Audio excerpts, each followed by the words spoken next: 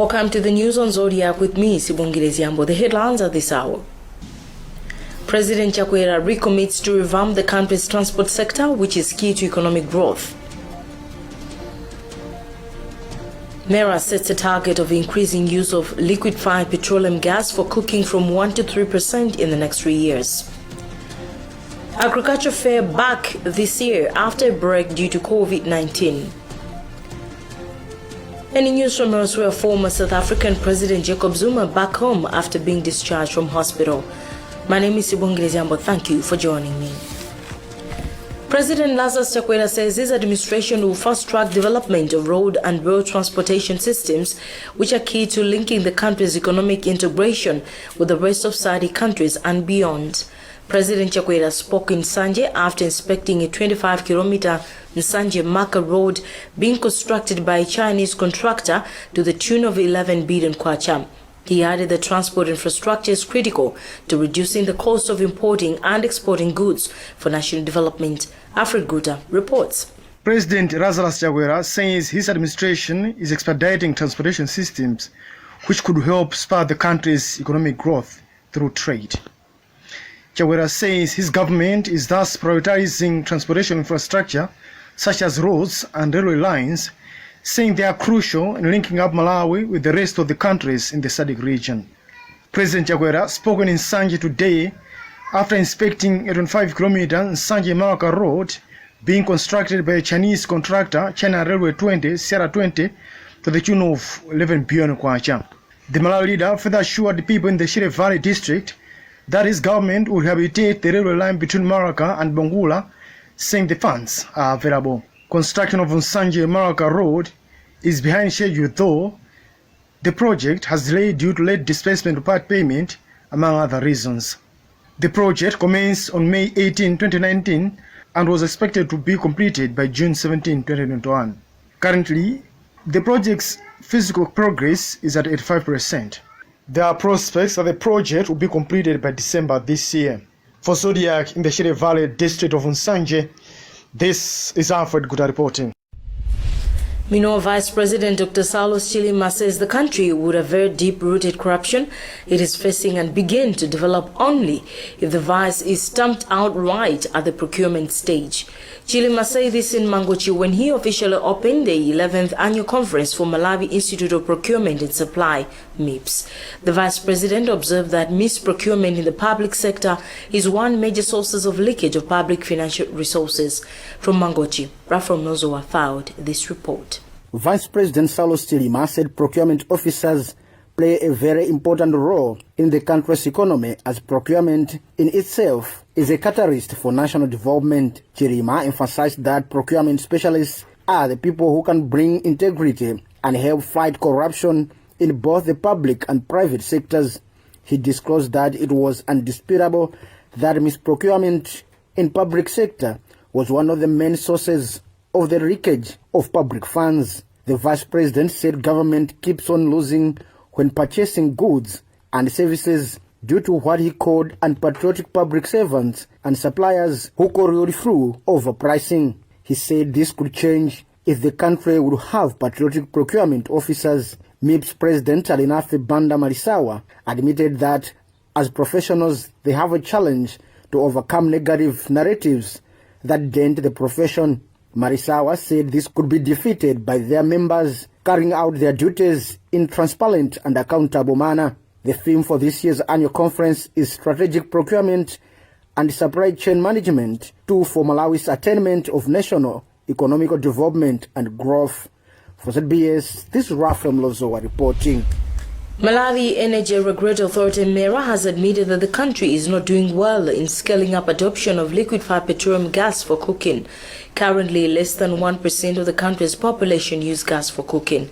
MERA Chief Executive Officer Henry Kachaje says the authority intends to push the adoption rate to 3% in the next 3 years. Hapen Jeramano filed this report from Blanda.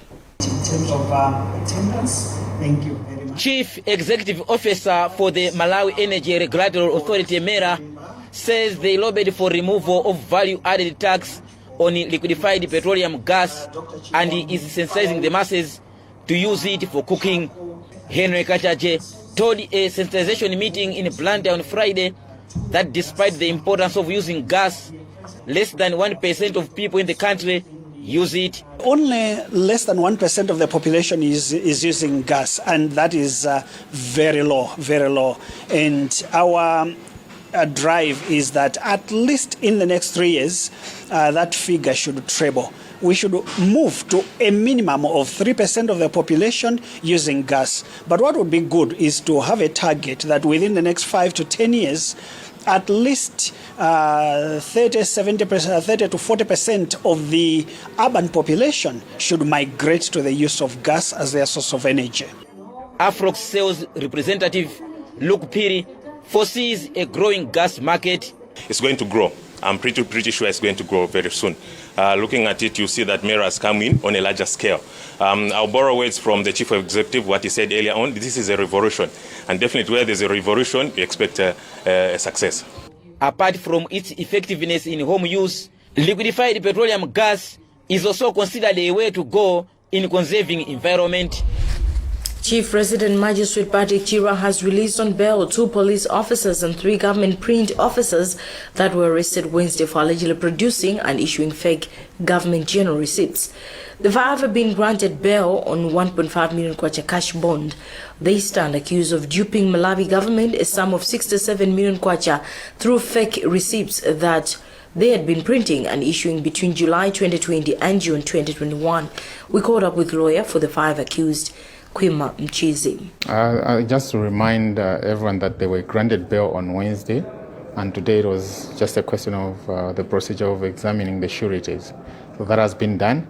I think the other processes are just to do with the money being to be deposited in court. It was satisfied with each and every surety that was brought. So the allegations are related to the documents that the receipts that were being used by the traffic officers, and the allegation is that amounts to, I think, 67 million, just a round figure, have been lost by the government. But as regards the accused persons, they've not been charged yet. So they just came, they were brought to court by the state to be told of the reasons of their arrest and nothing more. We'll wait for the court. The court has advised that it will give a date for the start of the case. So we'll wait for that. Hopefully by then the state will have normalized the charge sheet and the accused persons will be required to take plea.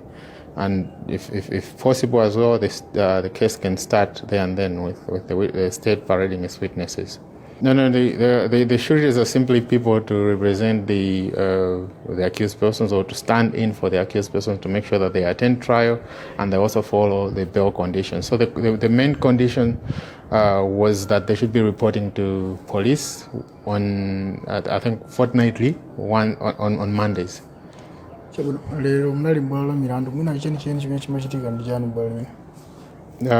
Court lina abasa belo anthu amene akuganizira kuti akuzidwa ndi nkhani ya 60. Concerned with increasing smuggling of minerals, including gold, in the country's borders, Malawi Revenue Authority customs staff have been equipped to stand firm in detecting smuggled minerals in their duty stations. MRA Head of Corporate Affairs Steve Kapoloma says the authority now has the capacity to detect and apprehend smugglers. Gemologist Zodiak PD from the Ministry of Mining, who is currently seconded at Reserve Bank of Malawi, is optimistic attainment of such skills will assist MRA officials to halt smuggling of minerals through uncharted routes. Christopher Sunday reports. Gemologist from the Ministry of Mining, Zodiak PD, says although mining is at the infant level in Malawi, there is hope for growth in the near future.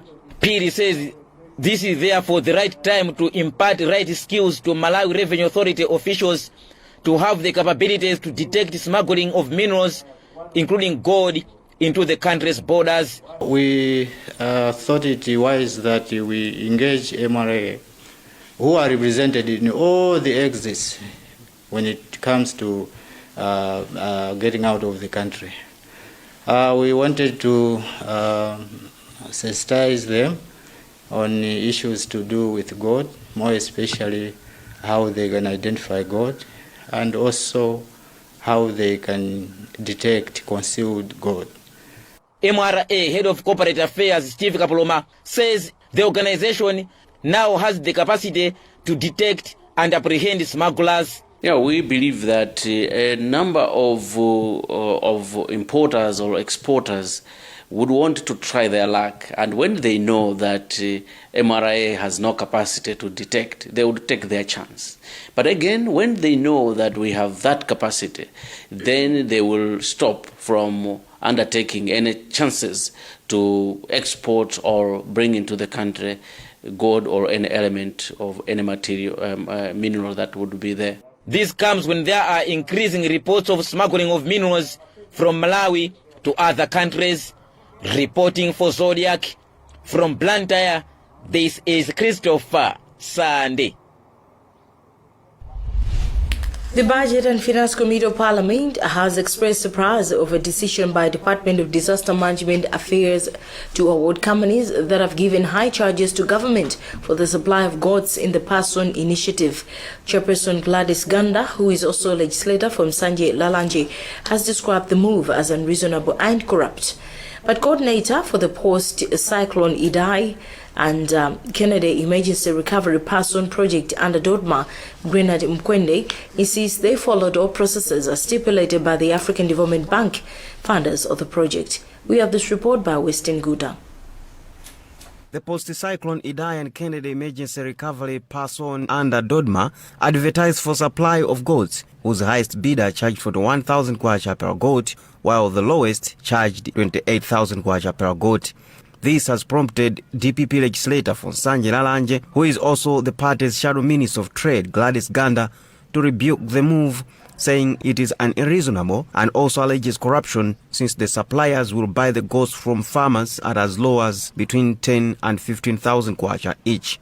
Ganda is of the view that Dodma should have simply procured the goats through district councils or directly from farmers. The best was to use the councils to buy these goats direct from the farmers. This could have reduced the cost fairly and would have empowered the local farmers, unlike what is happening here, where the companies will go and buy from farmers poorly with as little as 10,000 kwachas, yet the same goat is attracting 41,000 kwacha from government. However, coordinator of the post-cyclone Idai and Kennedy Emergency Recovery Person under Dodma, Grenard Mkwende, has told us they followed all the processes as stipulated by the African Development Bank, funders of the project. We were not evaluating them. We were evaluating information contained in their bids. This company could have chosen to be any company. We didn't mind that. What we wanted was a company that was able to supply goods. The Gold Person program is aimed at empowering victims of the 2019 cyclone Idai and Kennedy. According to Ganda, 1.2 billion kwacha was allocated for the purchase of the goats. Reporting for Zodiac, I'm Weston Guta. You're watching on News on Zodiac. We'll be right back. Stand by.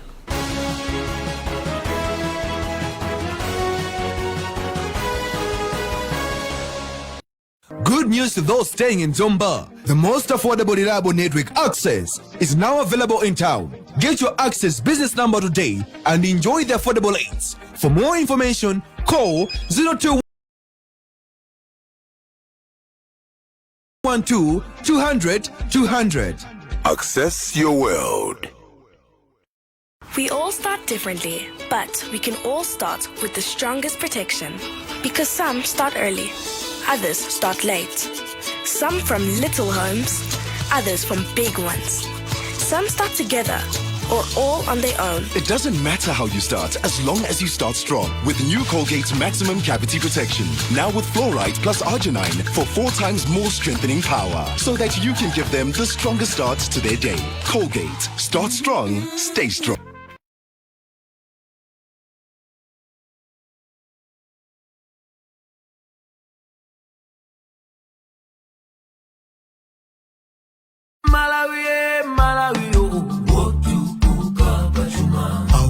Sompenya amalawi watukula malawi 2063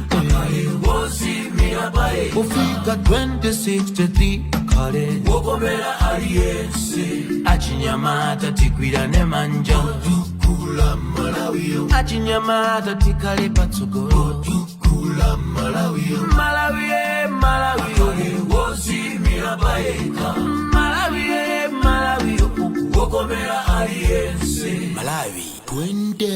63 kusintha dziko lathu mokomera aliyense. UNICAF University, September to October 2021 intake. Special scholarships available at UNICAF University for bachelor, master's, and doctoral degree programs. UNICAF University is accredited nationally by the NCHE and internationally by the British Accreditation Council in the UK. Enroll for internationally recognized degrees at a fraction of the cost. Feel safe knowing that your online studies with UNICAF University will not be disrupted by measures for the pandemic. From enrollment to graduation, everything runs smoothly online. Don't miss this golden opportunity. This offer is valid until the end of October 2021. So apply today and get a free tablet when you register and pay the required deposit. WhatsApp 0993 907 002 or go to www.unicafuniversity.ac.mw to find out more.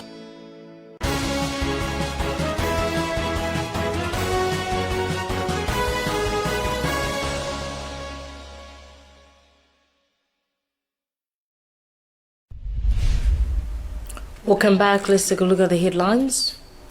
President Chakwera recommits to revamp the country's transport sector, which is key to economic growth.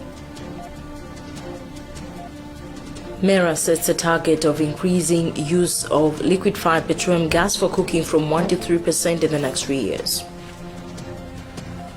Agriculture fair back this year after a break due to COVID-19. In news from elsewhere, former South African President Jacob Zuma back home after being discharged from hospital.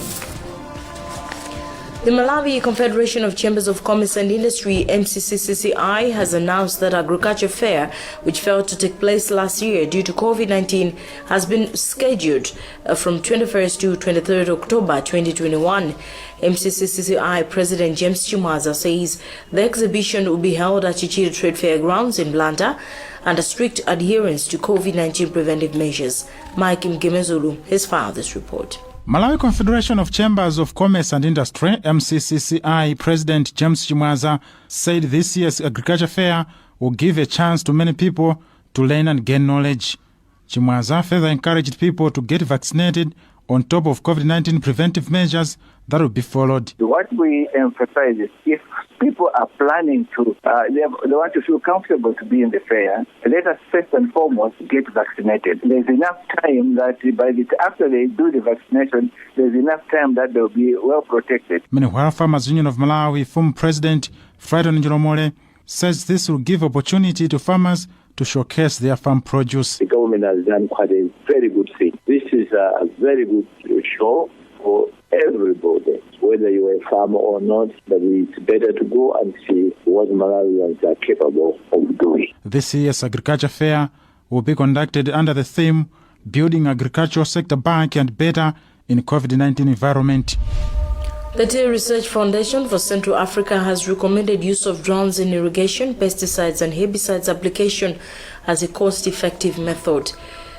The director for the project, Dr. Jonathan Mkumbira, said unlike airplanes, the drones strictly target the tea fields and not roads, homes or people's gardens. The drones provider, farming and engineering services, demonstrated operation of the drones on Thursday in Mulanje district.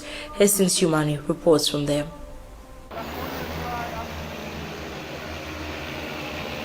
On Thursday, Tea Research Foundation for Central Africa, TRFCA, in conjunction with a tea growing company, Eastern Produce Malawi, organized a drone agricultural spraying demonstration in Mulanje. TRFCA Director Dr. Jonathan Nkumbira said while initial cost of the technology might be high, drone agriculture spraying technology becomes cost-effective as time goes. He said unlike airplanes which waste some fertilizers, herbicides and pesticides in rivers, roads, homes and other people's gardens, drones apply fertilizers and chemicals direct into fields. The airplane is more costlier compared to using a drone, and the airplane is more wasteful because you can apply on the roads, in the rivers and also on the houses, while the drone would actually apply specifically to the field. That's why you benefit, because now now you are improving efficiency, despite that the initial cost might be high. Farming and Engineering Services FACE provides drones on hire. FACE Group Agricultural Systems Manager Gavin Taylor said the technology uses high concentration of chemicals and low volumes of water, and it is electric, hence encouraging tea growers to adopt the technology. We spray it at a higher concentration of chemicals, so lower volumes of water. We find that it's a lot more efficient and more effective and precise when applying your herbicides and your chemicals. So it's better for the environment. They are electric, so there's no diesel or any carbon-based fossil fuels that are used in flying. So it's an electric option. FACE charges close to $25, which is approximately 20,000 kwacha per hectare for a drone, which covers 1 hectare within 10 minutes. For Zodiac in Mulanje, this is Hastings Jimani reporting.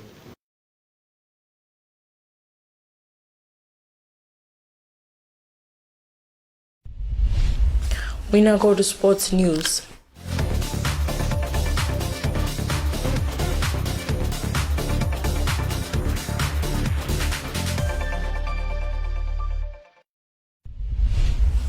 The Department of Special Needs in the Ministry of Education says it has requested for extra funding in the next year's fiscal budget for financing non-governmental organizations that are promoting the welfare and inclusiveness of disabled children. Director in the department, Noel Mango, said this today in Nirongwe on a return of Pal athlete Taonere Banda, who represented the country at the Paralympic Games in Tokyo, Japan. Mango said organizations such as Malawi Paralympic Committee are failing to reach out to disabled children who have the potential in sports due to lack of adequate funding, hence his department seeking special consideration. Sambanda has more. Taonere Banda, the country's sole representative during the just-ended Tokyo Paralympic Games in Japan, is now ranked 3rd in the continent and 10th in the world, following her exploits at the international stage. Director for Special Needs in the Ministry of Education, Noel Mwango, says the country has a pool of para-athletes who have the potential, but lack of adequate funding, stigma and discrimination are the major setbacks. Particular occasion is telling a nation that all those children with disabilities, various disabilities, we're talking of be the visual impaired, those with hearing impairment, physical impairment, can participate in all activities. Malawi Paralympic Committee Vice President Joseph Galanje says the organization wants to capitalize on Taonere Banda's impressive record to reach out to many para-athletes who are in self-hiding due to discrimination. The main challenge is inadequate funding. I did think that we had enough funding, would have sent many athletes. Let me take this opportunity to ask or request organizations, companies and individuals to come to our rescue, so that come 2024 we should have on board more athletes who can go for France competitions. Meanwhile, Dr. Mufunanji Magalasi, a senior official for the Parasport Against Stigma, a Chancellor College-based research firm, says there are efforts to scout more para-athletes in local schools across the country. Our job as University of Malawi, with our collaborators, Loughborough University London, is to advocate as much as possible. We want to bring in government, but we want also to bring in private sector. If people can come forward so that these kids go into camp, they'll be able to win. The next Paralympic Games will take place in France in 2024.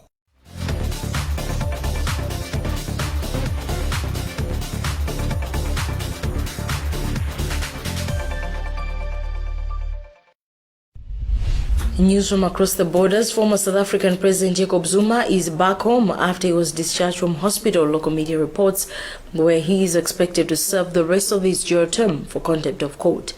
The Times Live website has reported that his return was being kept low, and Zuma's foundation had last week said that it will not disclose when he will be discharged because of security reasons.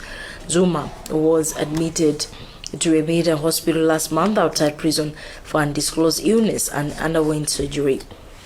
He had handed himself over to prison in July after being sentenced to 15 months in prison for failing to attend an inquiry into corruption during his presidency. He was granted a medical parole earlier this month, and he is now expected to serve the rest of his jail time at home following his hospital release. On that note, we've come to the end of this edition of the news, and let's take a look at the headlines as we continue. President Chakwera recommits to revamp the country's transport sector, which is key to economic growth. NERA sets a target of increasing use of liquefied petroleum gas for cooking from 1 to 3% in the next